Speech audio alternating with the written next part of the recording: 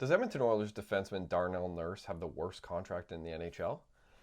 He is owed $9.25 million per season for another 4 years after this one. That's rough. Last night he got eviscerated online after two turnovers early in the game, leading to goals. And it got me thinking, does he have the worst contract in the NHL? I'm not exactly sure. I can tell you that this year and, past couple of playoffs, not look great. Even in the regular season, not great either. I mean, there's no other way to put it.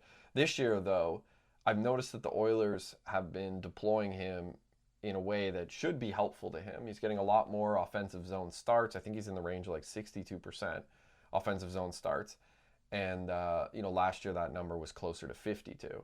So they're trying to put him out in positions where he can succeed, but he's just not. His Corsi 4 percentage, like 44 at even strength. He's a drain on his teammates, unfortunately.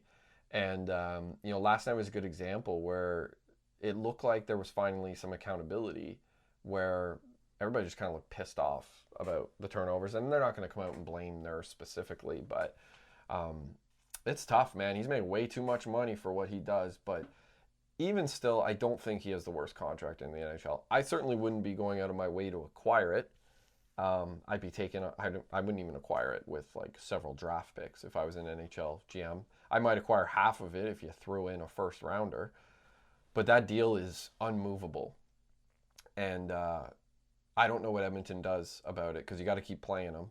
And I mean, unless you're going to put them on a third pair, you got Wallman, you got Ekholm on the left side. Nurse got to go to your third pair, and it's going to be a Ryan Graves type situation. What Pittsburgh tried to do with Ryan Graves last year, putting him on the third pair.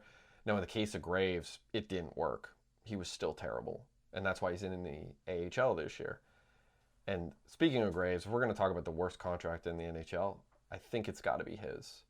$4.5 million for another 3 years after this one, and he is probably an AHL defenseman at this point of his career. So that to me is the worst one in the NHL. But Jonathan Huberdeau's there too. That's a pretty bad one also in Calgary.